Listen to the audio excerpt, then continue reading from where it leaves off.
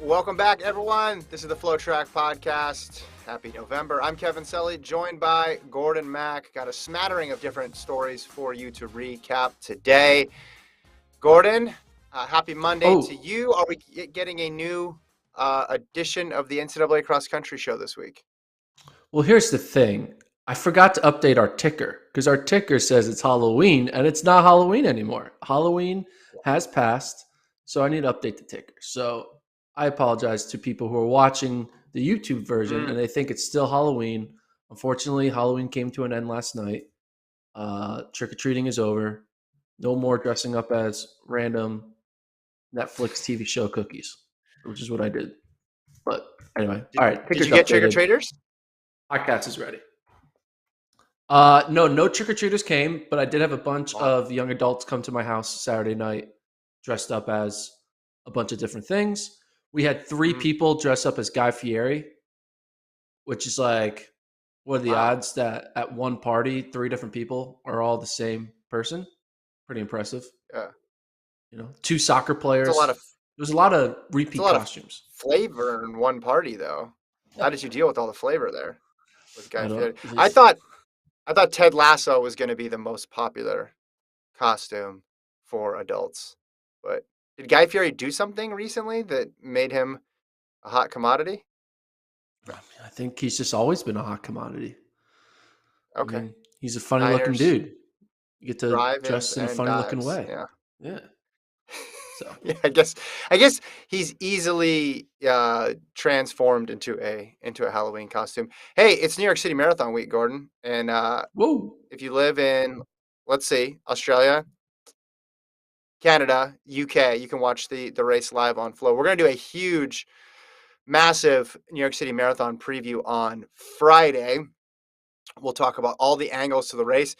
A new angle, obviously, it's developed once we got word about what the World Championship selection procedure is for the Americans, but obviously the international field is stacked, big names across the board. The race is always good, and this is the last major of 2021. So all your New York City Marathon needs will be on this podcast. I'm excited to do that preview show with you on Friday, and then folks in those countries can check out the race itself on Sunday morning on FloTrack.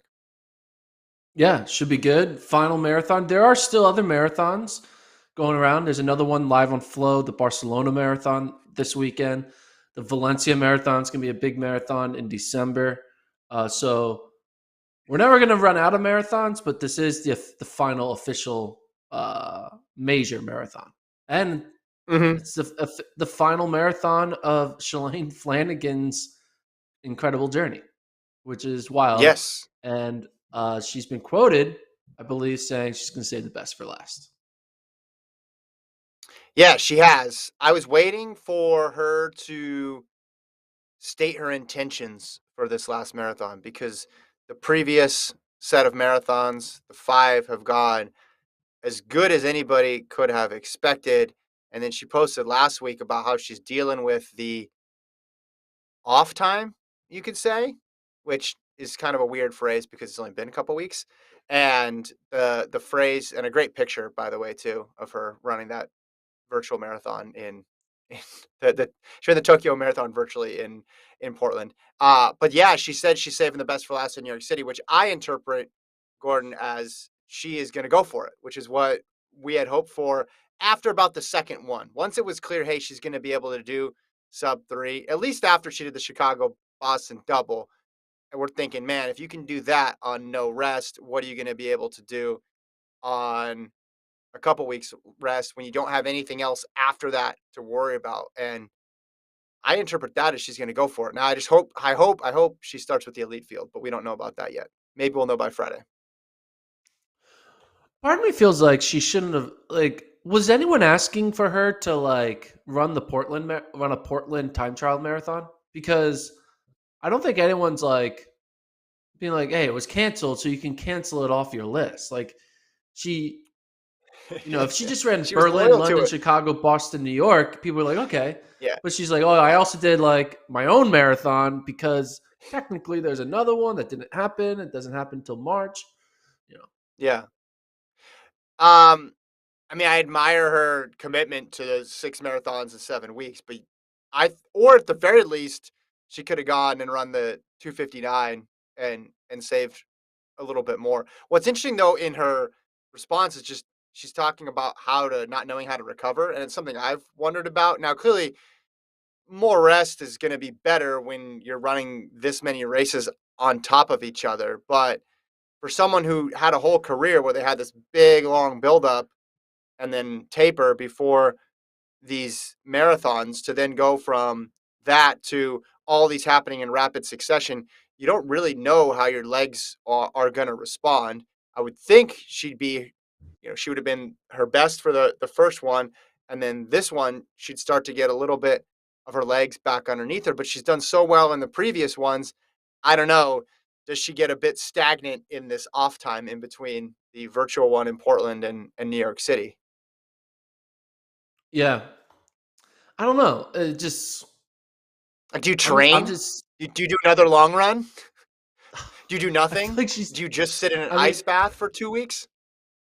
she's already done like you know 5 long runs like at marathon pace Yeah, right, right, in right. a weird way, right? Mhm.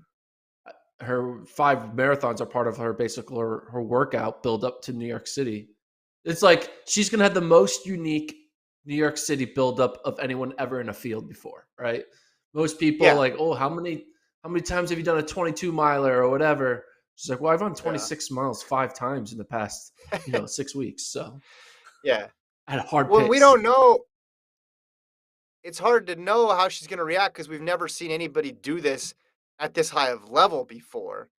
With this level of experience and excellence coming in, I'm sure there's the people who I run a marathon a week and they do it for charity, but this is a totally different ballgame when you're talking about Shalane Flanagan doing it. So we just have no clue how she's going to respond. New York is a tough course too, right? And you could say, depending on conditions, the most challenging of that group there, and it's going last. But I just feel like when she says I saved the best for last, I interpret that to mean she's going to put it all out there. And I mean, what's her fastest time so far of the group? 235.04. She has 2:35:04. two So 235s. Yeah.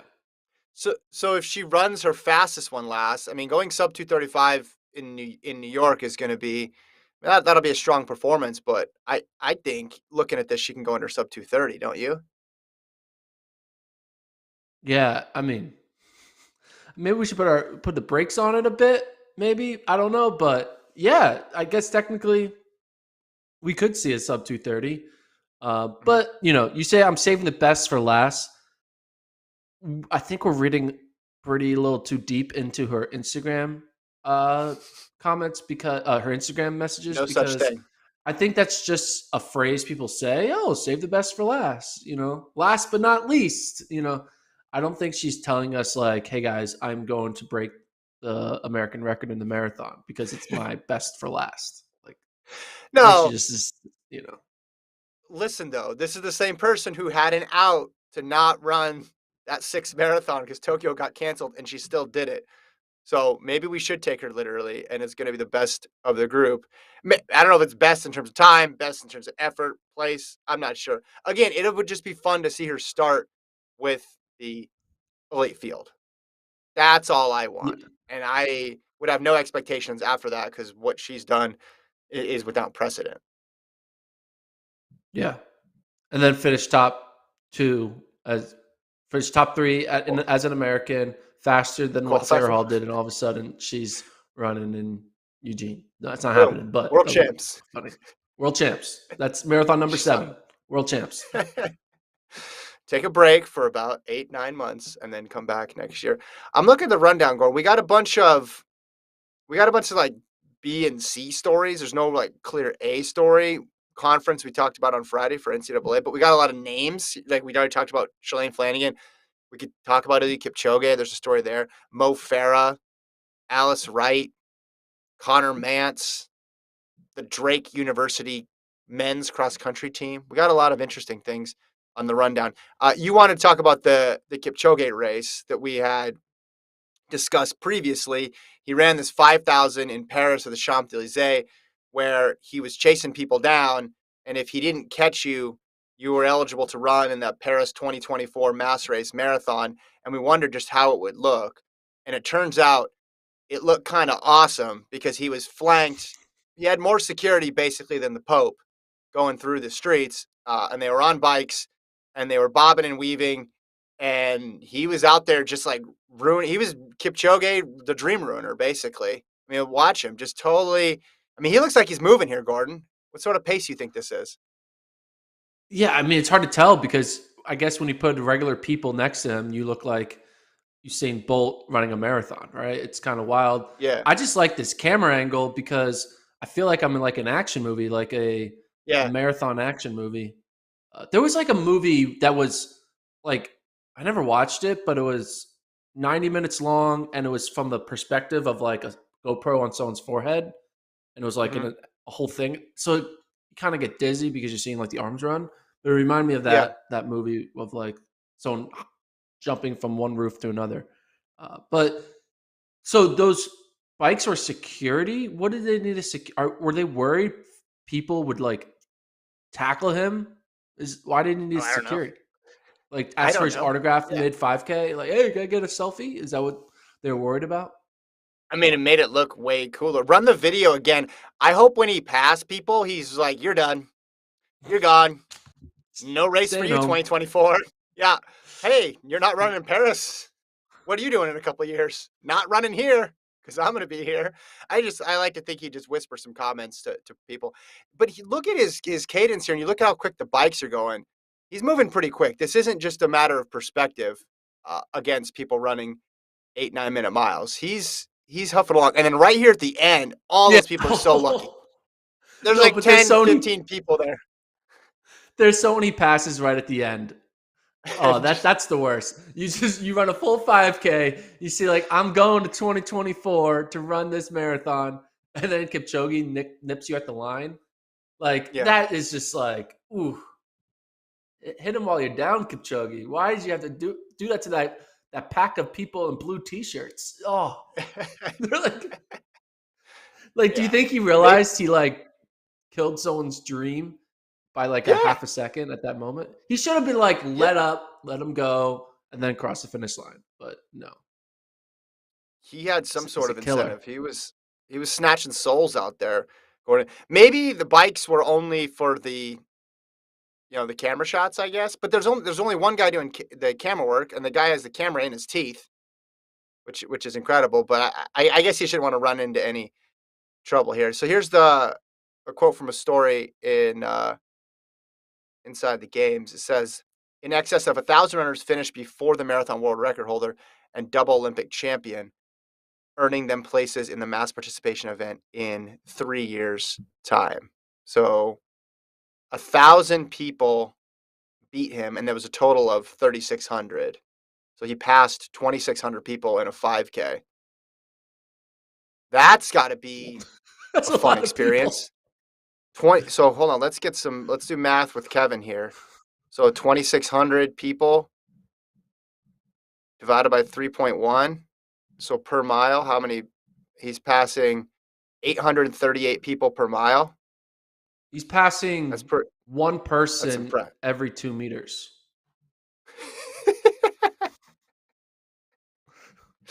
Every 2 meters, That's one a person. unique experience. How many people have said they've been able to do that? You get in some of these cross country races and you get stuck in the back, and your coach yells at you to pick it up, and it feels like you flew by half the field, but you didn't pass 838 people in a mile like Kipchoge did in Paris.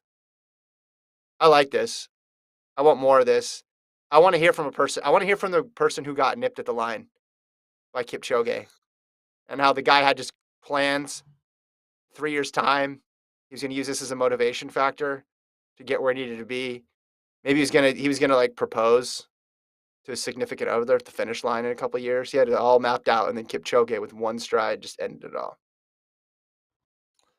And did it Look all. how just look how confident he is. He's just like, that's the look of a guy who just sent 2,600 people packing. Good see ya. And then If you're the people are first person commenting. out, Did the first person out just be like, "I'm done"? Like, what? Maybe the first person out thought Had like, no chance. well, didn't even know. Maybe like was like, oh wait, why is this guy going so fast? Like, why is he in my corral? Like, this is like the Yeah, 10 yeah. minute pace corral. Why is he here? This guy What's the clearly didn't know how 5Ks work. He should have been in the front. does it have the head start he got? Or sorry, not the head start, but the head start everybody else had? Well, I And don't did they know. do a good? Because I mean, the speed with which he was flying by some of those people, presumably midway, it almost seemed like it was geared to. I wonder if they thought, "Hey, we want 1,000 people in this race, so let's build the corrals that way." And did anybody Do you hold think there on? was? Did they? Well, I'm Well, my thinking, question. Did they let? Was it basically you were running against a self-imposed? Oh, so he ran 14:25. Here we go. He's the last man to start at 14:25. But like, did everybody start at the same time? Is my question, or did some people get to start ahead of other people other than just Kipchoge? Because just looking at that, the speed, it was hard to tell. But 14:25 is that's cruising marathon pace for him.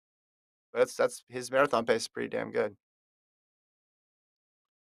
Yeah, but it's also like mad slow, man. Come on, you should be running 13:30s. Yeah, that's too many bikes in his way. The bikes couldn't keep up. There's just no way he's going over speed bumps.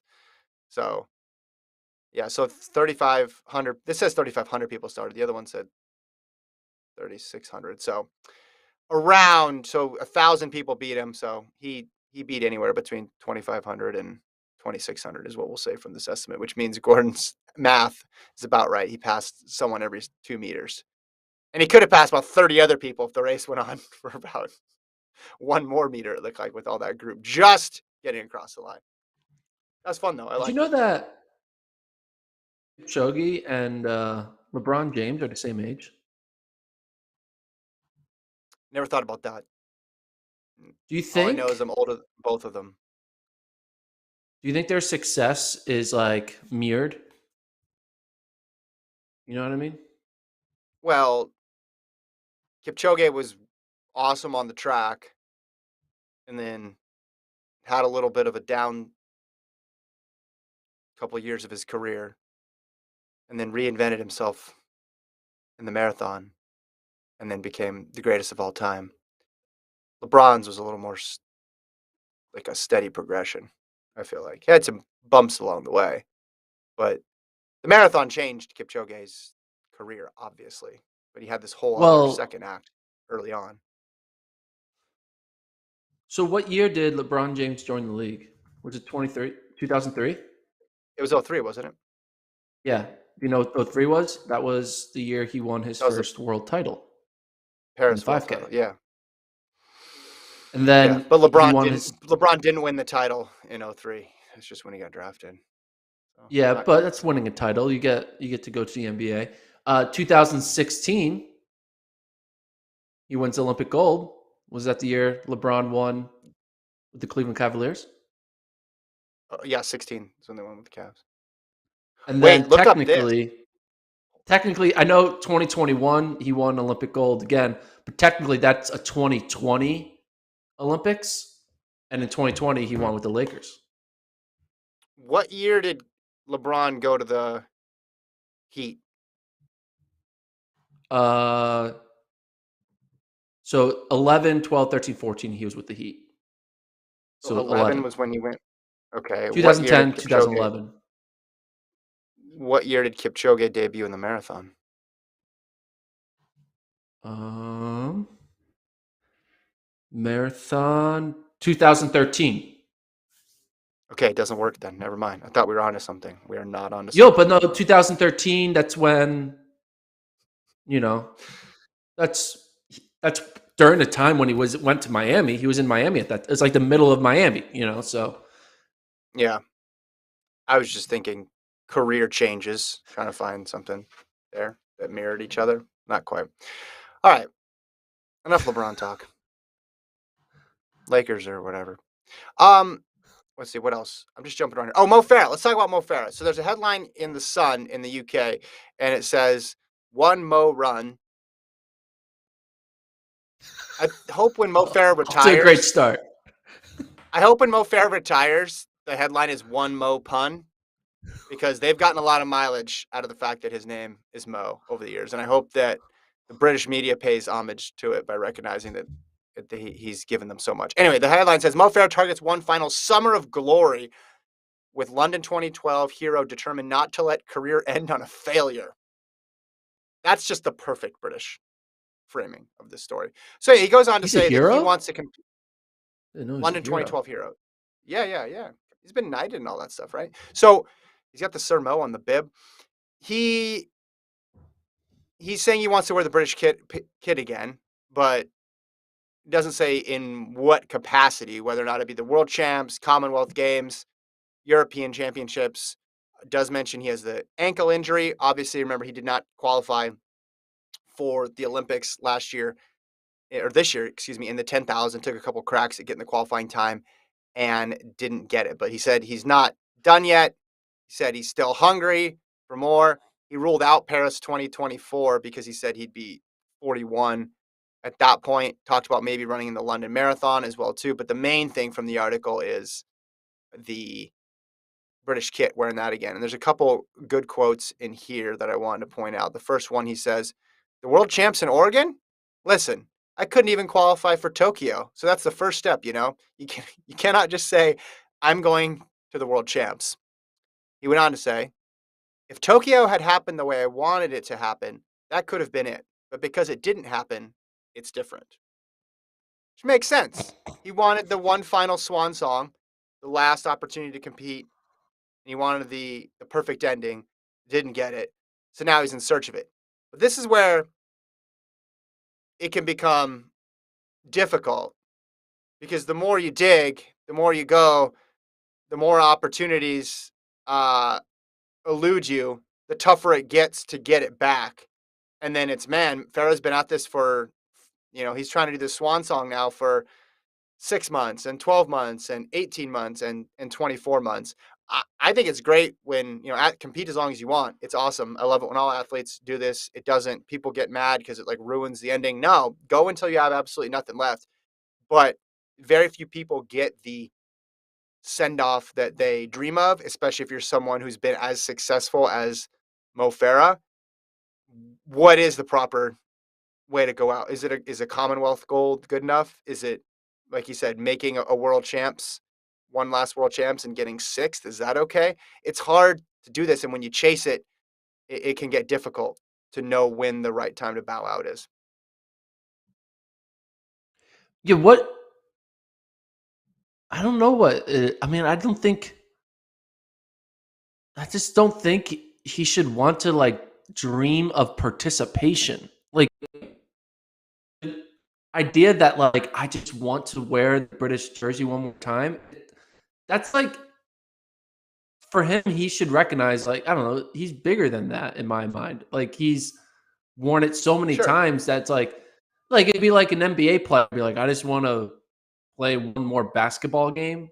Like, I feel like an NBA player is like, I want to win one more title, or I, I want to Right. win one more Super Bowl.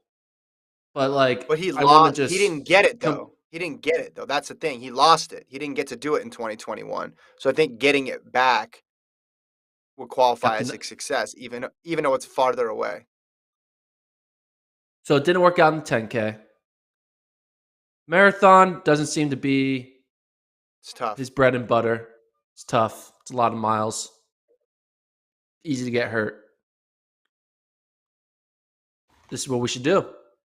Hey Mo, you want to go out in style? You want to have Hmm. ability to wear that British kit one more time? It's not about having one more run.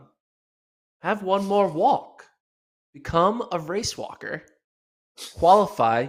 You could be the first ever Mm. dual race walking long distance athlete to represent one country in two different, like, we talk about the thing Mo, like Is 4-8 that an actual double, stat? Alison Or just Felix 2-4, all these.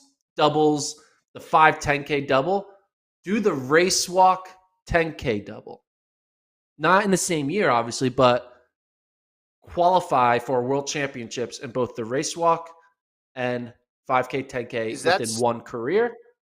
That's what you need to do. Become a race walker. is that is that stat actually real, or did you just make that up? That no one's ever done that before. I made it up, but when I think about it, I could have accidentally made up a correct stat. If someone in the chat wants to tell me of another infamous race walker Yeah, 10K athlete, I'm all ears. But maybe someone back I in the have a day. feeling there's only been zero, and he could become the one. How great would Could that be be? number one. How he would draw so many eyes to the race walk. We talk the race walk Yeah, notoriously underrepresented and under talked about. We never talk about it. A lot of other people don't talk about it. Just race walkers talk about it, and they tell us in Twitter that we need to talk about it more. But if Mo mhm, Farah qualified for the race walk, dude, we would all get mhm, excited. We would all watch it. We all would want to see. yeah. It'll be like when Jim Walmsley was running the Olympic trials. Like, what's this, this ultra guy going to do, trail guy's going to do in the marathon?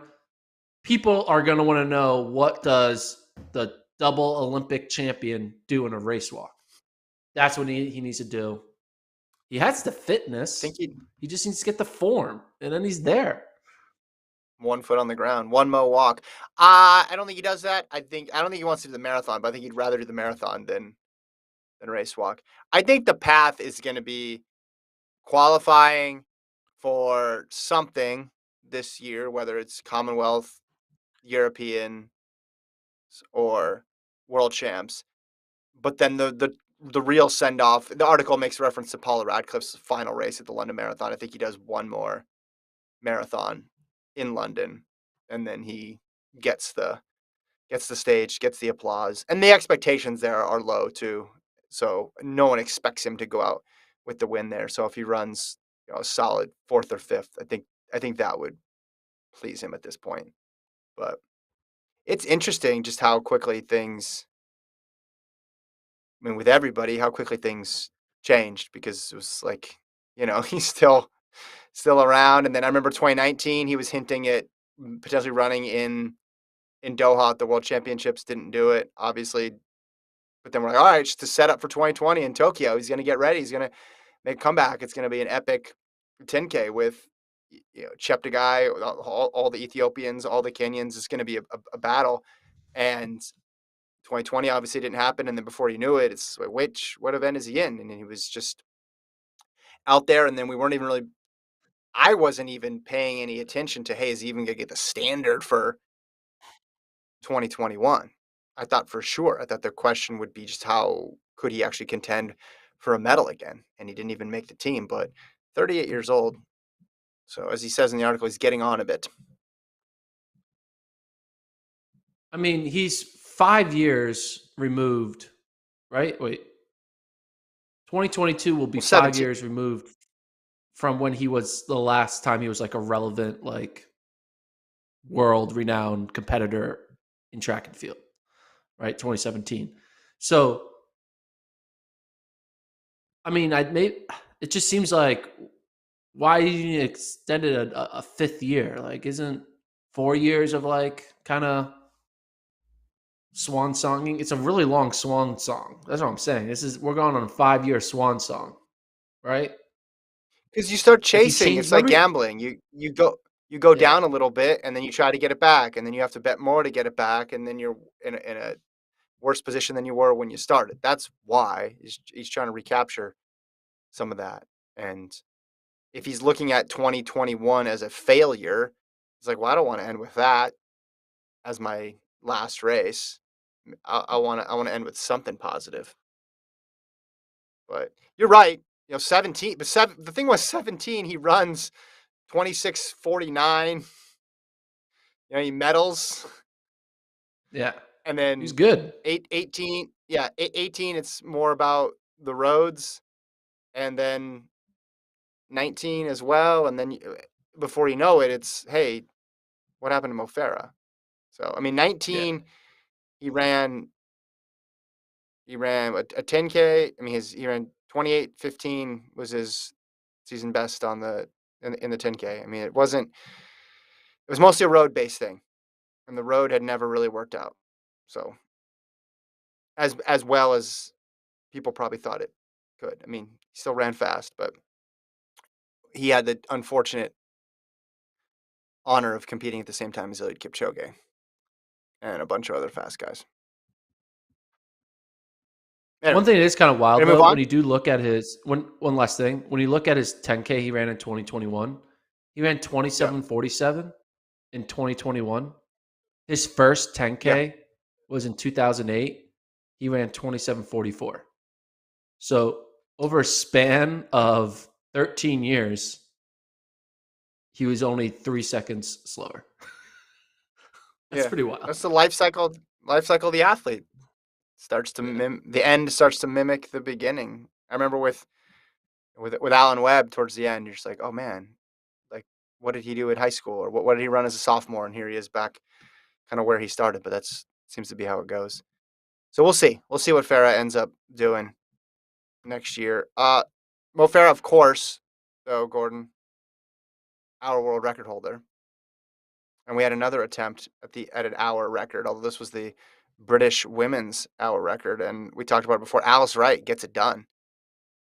17,044 meters. And you predicted it down to the meter, did you not? I did. I had the plus Mm-hmm. I had the over under at 17:44 and a half. I took the under. Perfect under, 17:44. Nice job. Nice Uh job. but yeah, Alice right. She Instagrams out. Teamwork makes the dream work. Great line. Mm-hmm. So insanely grateful for all the support leading up and during. Oh, I was reading that. Travis, I lost. Support leading up and during the event. You know who you are, but to my wonderful team. She mentions her sponsors. Thank you. It was such a special evening, and I'm delighted to now hold the British Hour track record. Mm-hmm.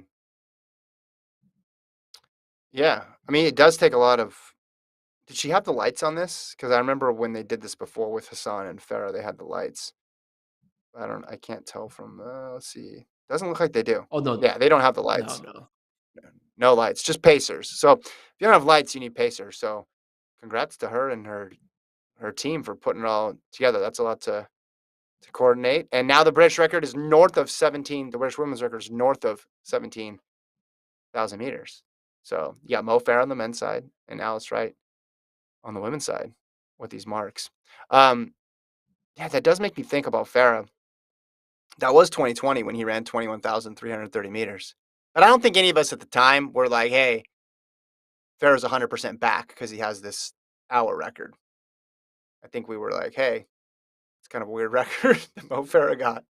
I wonder why he's going for it. But when Sifan Hassan did it, we're like, oh man, she's in crazy shape. This makes sense. She's stupid fast at the 15, and now she's setting 1 hour records as well too. But um, yeah, Alice Wright gets it done. Um, got two other things I want to get to. Did you see? We didn't talk about the Missouri Valley Conference in the cross country recap on Friday.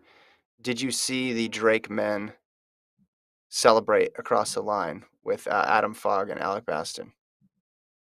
No, but I'm Oh, you excited to didn't? watch it in real time right now because Okay. they're You great. gonna watch? Do we have? Oh, we have it. Oh, okay. It's on YouTube. There you go. It's on YouTube. Let's see if we can run this. This is the end of the Missouri Valley Conference. So Fogg puts his arms up. Baston puts his arm up. Then Baston jumps, does 360s. Fogg pirouettes, goes all the way across the line. A lot of celebrating. I love it. Underrated part of this though is Fogg stopping his watch throughout all of this.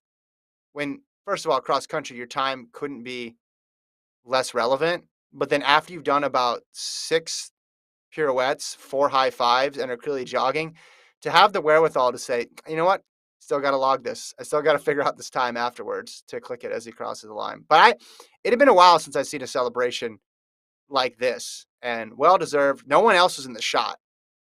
I say if you win by a margin this big, you celebrate like that. and Yeah. some great photos. Just produce some. I mean, these Yeah, photos are let's put the awesome. Like photos. Yeah. the stills are great too, right? Like that's great. Like that's incredible. Here's Like a the video itself is cool, but just the jumping, the Bastion's just pure joy. The guy was not stressed at all. The guy just starts just skipping across the finish line. He could have gone on for another. He keeps going actually after the finish line. He had another 4 or 5K in him. They were very excited. They they almost seemed like they were surprised with what they did. But I don't like know. It was awesome. they dominated pretty simply that they probably should have. It was definitely seems like it was an expected result. I mean, obviously Adam Fogg, he's good. He's like a very good miler. He made Hmm. the NCAA indoor meet last year. Kind of was like the surprise underdog to make the final. Um, but hey, man, Drake's cooking up something special. You got some pretty Hmm. good guys now. Excited to see what they do.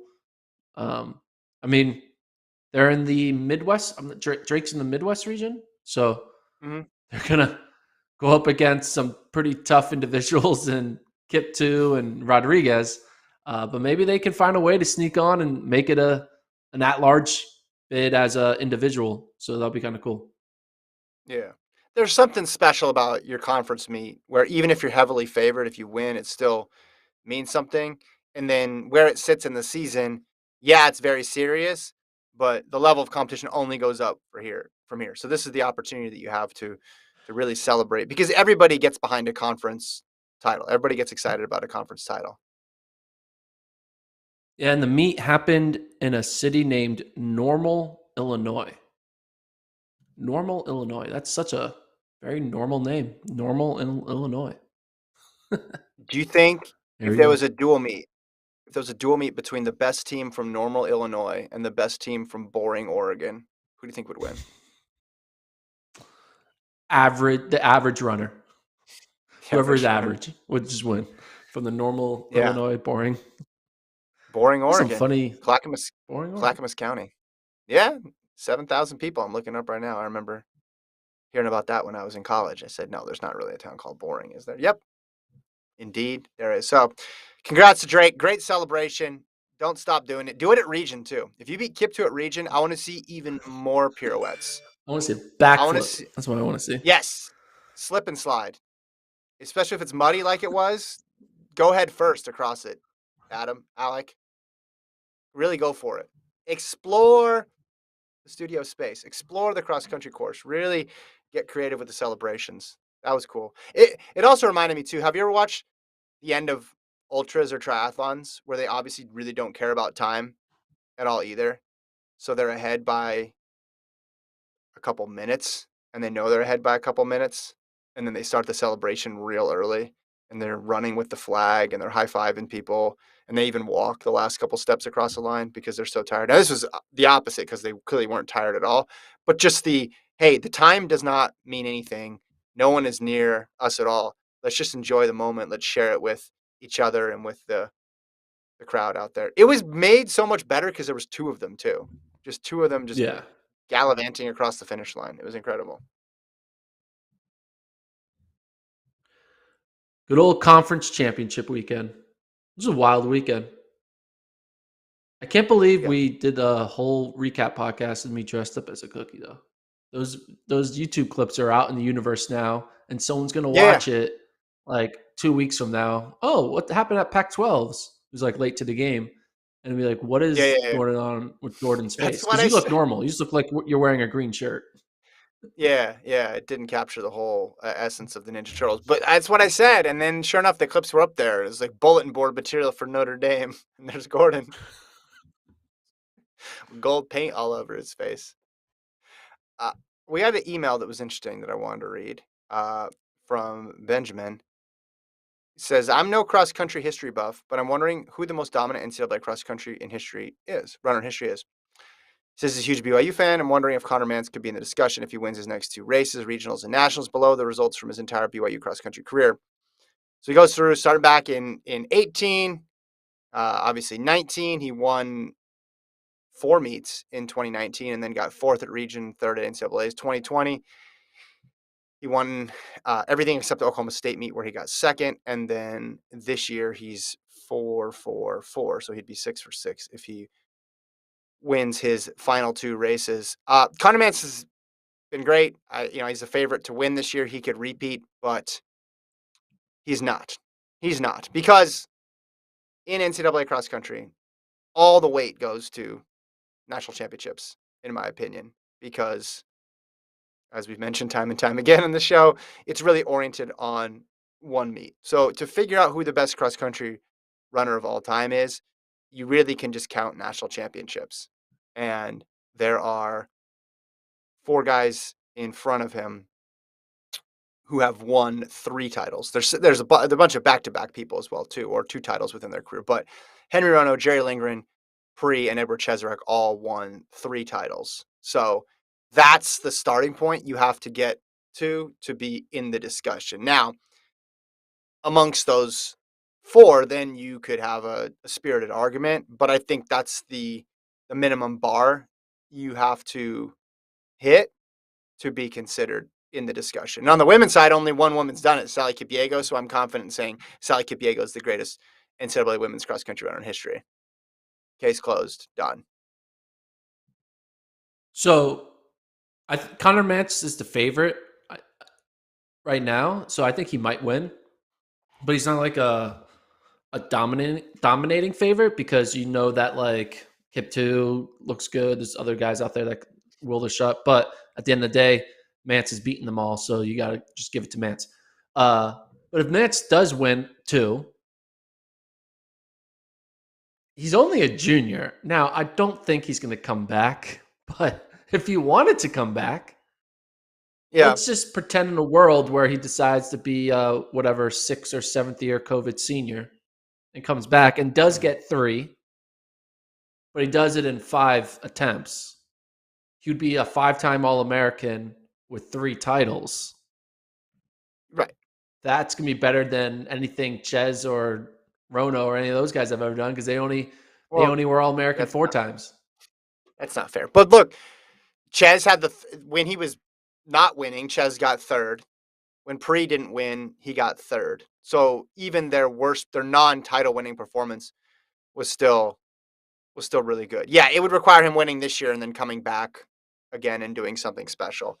It's tough to break up this group though. People who were more plugged into those previous eras. I mean, we obviously remember Ches very vividly because it was not too long ago, but Rono has that famous 28:07 cross country mark. Now, how much do you want to weight times in cross country? Also the differing eras too. What Lindgren obviously competed against different caliber of athletes than different types of athletes than Ches has. So you could factor that in as well too. But for me, it's just all about the national championships because even when you look back at Conor Mantz's career and you look at Ben's email here, it's like he got in 2019. You're looking, he got fourth at regionals, but like, did he really get fourth at regionals or did he just cruise in? He just cruised in. Cruising. You Yeah. probably could have finished a lot higher. So I'm throwing all that stuff out. Track is just way easier because you have times to use for people and you have more of an expectation that people are going all out. And then you look at what Rono did on the track. It's just insane. And obviously Pre had an incredible run there as well too on the track and Lindgren and Ches. So that conversation though would be who is the best NCAA distance runner of all time, which would be an entirely different question in and of itself. But to me, you just count. You just count. And if someone wins 4, they're the best. That's it. And I guess the best opportunity to win 4 would have been right now because of the COVID year. If something happens in the future to where people get an extra year, then you have that opportunity, but you'd have to weight that against it as well too. But I mean, when you were watching Ches, were you thinking to yourself, not being aware or alive during those other guys, like, hey, this is probably the best cross country runner in history? Was that your feeling? Yeah. I think Cheserek is the best NCAA runner in history, regardless of event, regardless of field event, sprint event, distance, cross Wow, country. interesting. He's 18 titles. 18. Grant Holloway doesn't have 18. Grant Holloway was amazing. There's a lot of people out there. Galen Rupp doesn't have 18. Galen Rupp was amazing. You keep going. I could go on and on and on. Carl Lewis was good. He doesn't have 18. You know,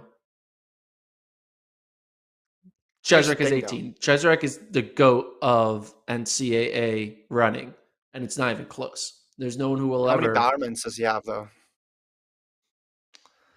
That's Here's the thing, why though. the Bowerman You die. is a fraudulent award because the greatest of all time doesn't have one. You know, You go.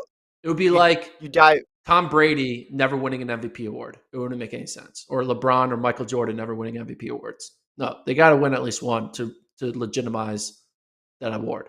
If they never gave LeBron James or Michael Jordan the MVP in the NBA, the person winning the MVP would be considered a mockery because like it's not a real award because you didn't give it to MJ or LeBron. Same thing here. Yeah. Bowerman, it's not a real award unless you give I the greatest of all time it. And they didn't do it. Gordon, They gave it to some Gordon, guy who broke a made up I was record, just that was Jaren just Lawson. bait, Gordon. So I look at, but like when I was researching this stuff, I get reminded like Rono when he was in college broke 4 world records. That's tough to beat too. Dude ran 27:22, 13:08, 8:05 in the steeple. This was 1978. He ran 8:05 in the steeple, and then 7:32 in the 3K. That's pretty crazy too. It's tough. We should do a separate episode on that question about greatest NCAA athlete of all breaking world time. Maybe we records in the this 70s, 60s, 80s, whenever, I don't know when, I just 50s, told 40s, it doesn't count. 78. I just told you the time. He ran 78. The 8:05 in the 78, steeple.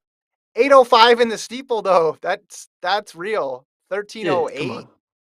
Do we even know if the That's ridiculous. barriers were the right height? There is it, we don't know that. It's happened in the 70s. We don't know what's going on. Who You know, who can say? Wait, they didn't have rulers back then.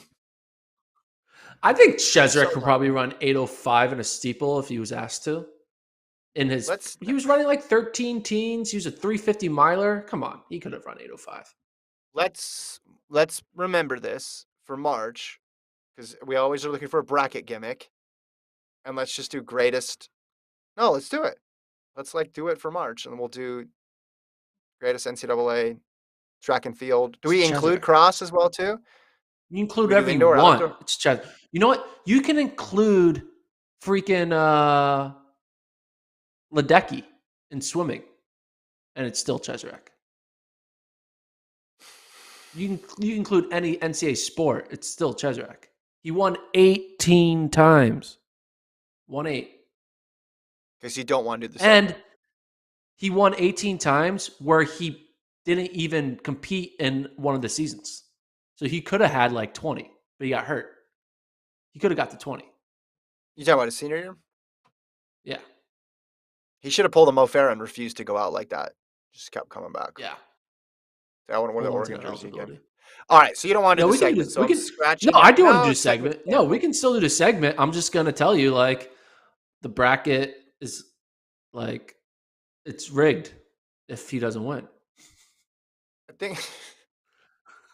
Well, here's the thing with Ches. He was there for a while, too. Yeah, It it's because fact. there's other people who obviously could have racked up some numbers, but left after a year or two, and he's stuck around, which works in his favor. I just don't know how Yeah, you fair is it to think include cross if you're comparing him to track athletes.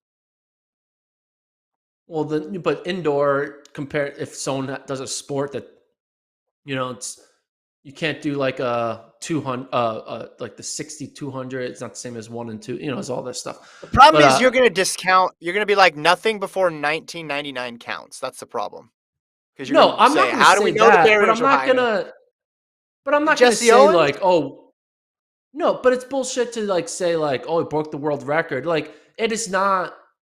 Are we saying like a runner isn't going to be good in the NCAA unless they run like like 12 40 in a 5K? Like that's ridiculous. That's not happening. Well, We're not going to see a in their 19-year-old era, who lives in Stillwater run a 12:45K at like the Drake dual Wow. meet. That's not happening Dave Smith's going to be texting you soon. That was because they don't just a have the lights. They broadside don't have the lights on at the dual Stillwater. You meet. just maybe they do at OSU.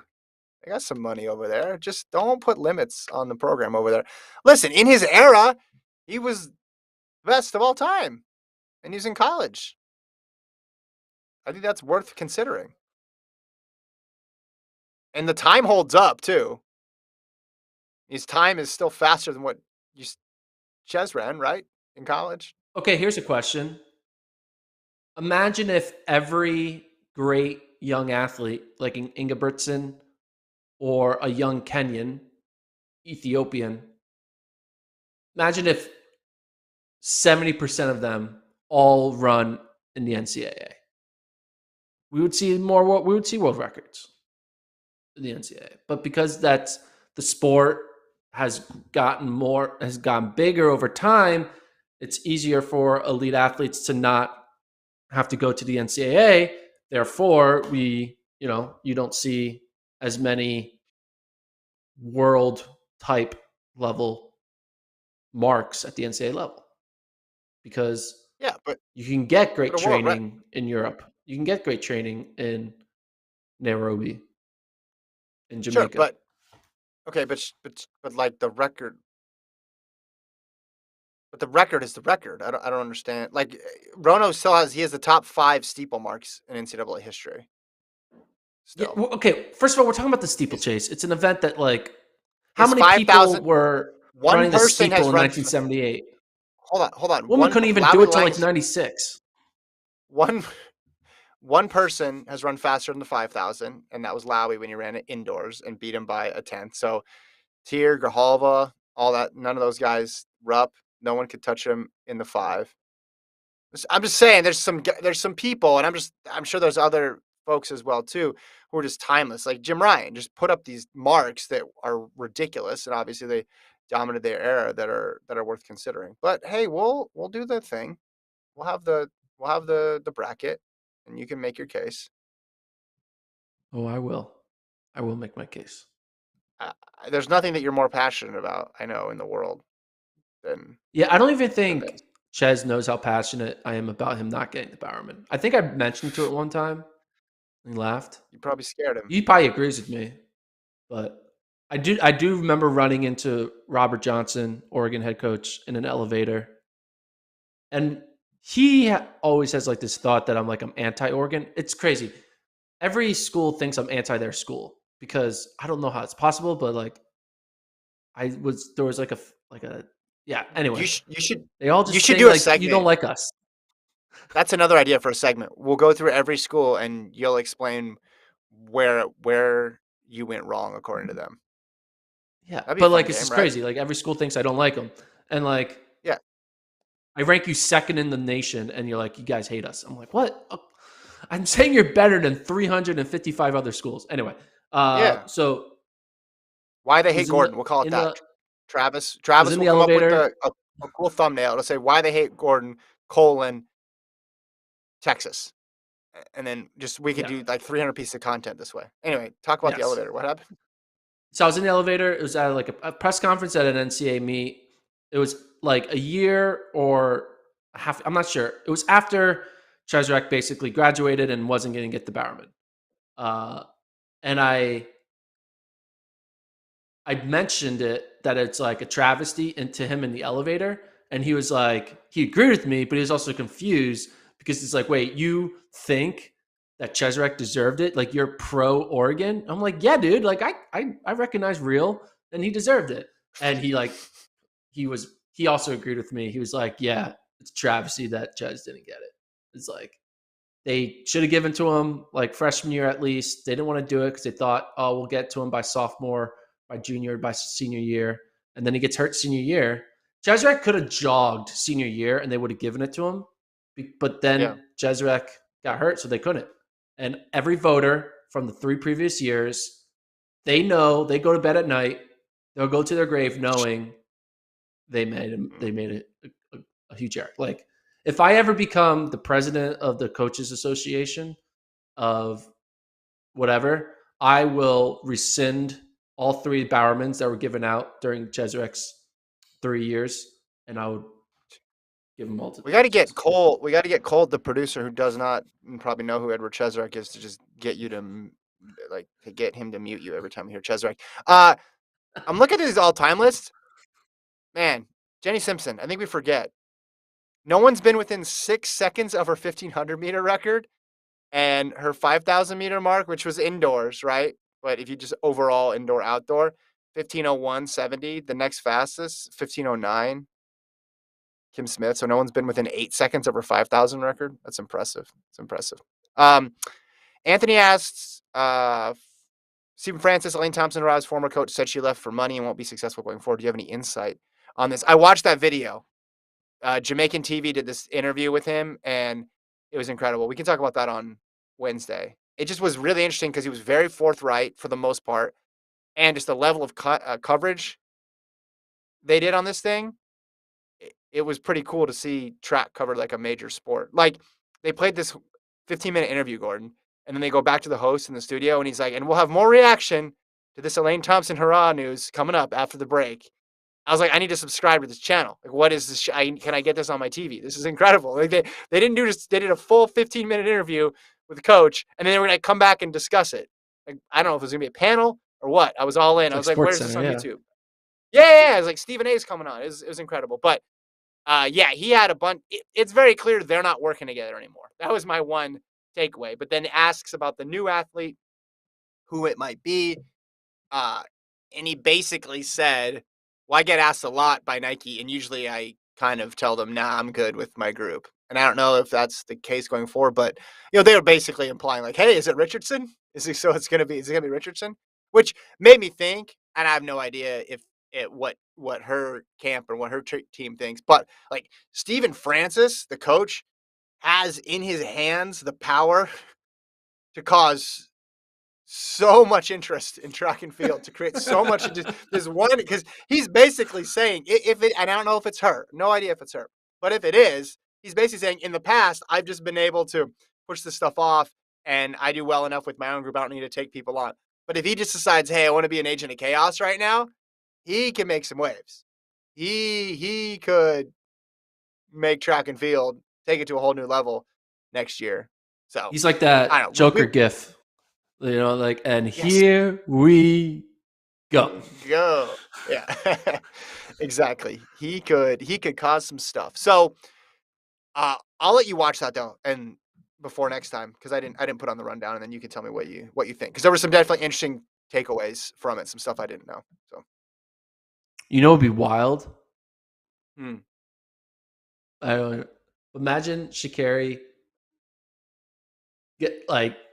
starts training with Stephen Francis, moves to Jamaica, falls in love with another Jamaican, gets married, then gets dual citizenship, and then is running at like the Jamaica trials in like 2028. Well, And you like went in a chaos. totally different That direction. would be the You went in a totally chaos. different. I just thought it'd be interesting to have the coach of the rival become the coach of the challenger, and he had Fraser Price, he had Thompson Hurrah, and then her. It would be. I don't think it's gonna happen. I don't think it's gonna happen because it would be too interesting of a story for it to Yeah. happen. But it would Track be doesn't do this. unlike. It would be unlike anything we've seen in track in this current era. Again, there's been obviously some coaching switches with rivals and things like that, but the level of animosity that it appears most of the Jamaican fans have towards her, that does not have a rival. But we can discuss that more on Wednesday once we get a chance to go through the interview again. Emails, FloTrackPodcast@gmail.com. Send us emails, because we'll have time to discuss a bunch of stuff on Wednesday before we do the big, massive New York City Marathon preview on Friday. Again, subscribe to the regular FloTrack YouTube page as well too, to get Gordon's NCAA Cross Country Show and my race breakdowns. I've done 2 so far. Did Latenza Bet G'day last week, and then Jakob Ingebrigtsen the week before. Got another distance star coming this Friday. Thank you to Colt for producing. Thank you to Travis as well. Talk to you guys on Wednesday.